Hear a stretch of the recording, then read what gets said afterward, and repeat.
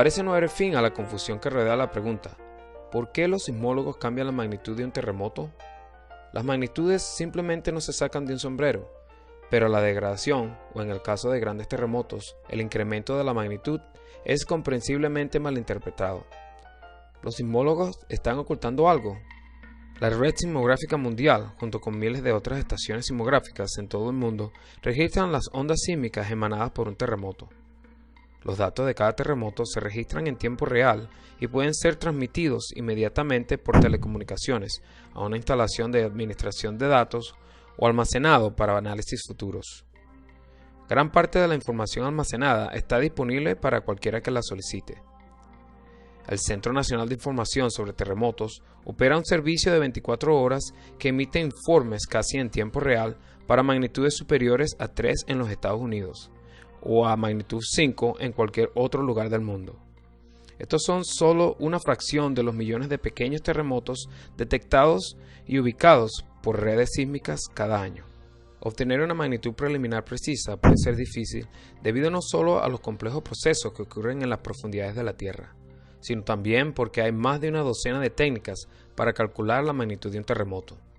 Algunos métodos dan valores aproximados en segundos del terremoto, mientras que otros requieren un conjunto de datos más completo y análisis más exhaustivos. Las computadoras usan la amplitud preliminar y los tiempos de arribo para las ondas PS y superficiales provenientes de múltiples estaciones sismográficas para derivar una magnitud y ubicación inicial. Como la amplitud de un sismograma es mayor cerca del terremoto, se deben hacer correcciones para la distancia desde el hipocentro, que es el lugar dentro de la Tierra donde realmente ocurre la ruptura de la falla.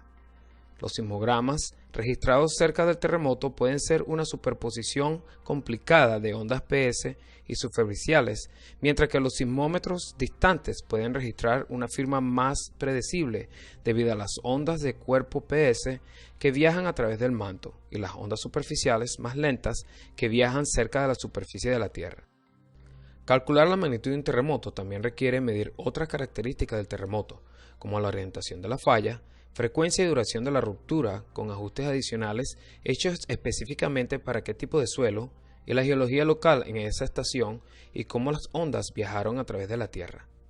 También se incluyen las características del sismógrafo que mide y registra el terremoto, incluyendo si registra 3 componentes o 3 direcciones de movimiento y qué tipo de ondas el instrumento está calibrado para registrar. Cada método para determinar la magnitud tiene sus propias limitaciones. 2 ejemplos son las escalas de magnitud de Richter y magnitud de momento. La magnitud de Richter, registrada en un cierto tipo de sismógrafo, que era común a principios del siglo XX cuando se desarrolló esta escala, relaciona la amplitud máxima de las ondas sísmicas trazadas con la distancia, la cual se calcula a partir de los tiempos de arribo S menos P. Conectando los dos, da como resultado la magnitud de Richter.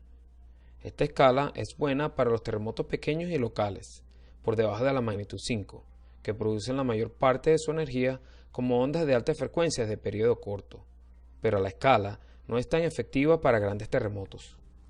La magnitud de momento se basa en los datos de frecuencia más bajos registrados en los sismómetros modernos y puede relacionarse con la distancia a la que se movió la falla, el área de la falla en movimiento y la rigidez o resistencia de las rocas en ambos lados de la falla.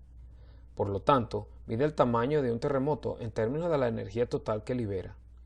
Cuanto mayor está el terremoto, más energía se libera a frecuencias más bajas que están asociadas con ondas superficiales destructivas. La escala de magnitud de momento funciona bien para terremotos lejanos de larga duración y gran frecuencia. Esta es la medida más común para terremotos superiores a la magnitud 5. El terremoto de Loma Prieta en 1989 tuvo una magnitud de Richter original de 7,1. En áreas donde las estructuras se construyeron sobre sedimentos no consolidados, la sacudida fue severa. Varios años más tarde, fue degradado a una magnitud de momento de 6,9, basado en estudios más detallados de los diversos tipos de ondas de choque generadas combinadas con el grado de deslizamiento a lo largo de la falla de San Andrés y nuevas metodologías. Lejos de degradar el poder de terremotos pasados, el concepto de magnitud de momento simplemente incluye en sus cálculos los resultados de años de hallazgos de investigación sobre terremotos. Las estimaciones de magnitud revisadas no significan que los terremotos fueron menos destructivos. Para complicar la imagen de magnitud inicial, los grandes terremotos no son simplemente rupturas de fallas locales, sino que a menudo son una secuencia en cascada de fracturas sobre una ruptura de falla larga. El terremoto de Tohoku se informó inicialmente con una magnitud de 7,9. Sin embargo, eso fue solo el inicio de una ruptura de 500 kilómetros de largo que debía continuar durante 3 minutos.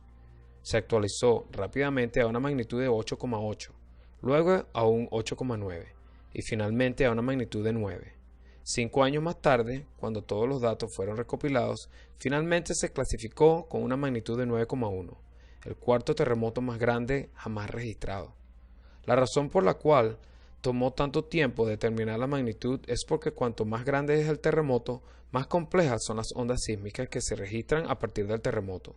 Además, las ondas de superficie pueden ser más prominentes más lejos del terremoto, en contraste con las ondas de cuerpo que tienden a desaparecer o atenuarse a mayores distancias del hipocentro. Determinar la magnitud exacta de un terremoto una vez llevó semanas, pero ahora los sismólogos, usando computadoras sofisticadas, pueden procesar los datos en cuestión de minutos u horas para pequeños temblores, y horas a días o semanas para grandes terremotos.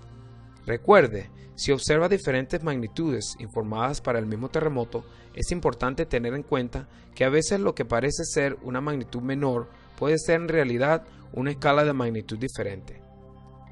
Para terminar, parte de la confusión sobre la magnitud radica en el hecho de que cada terremoto tiene una magnitud, pero muchas intensidades diferentes.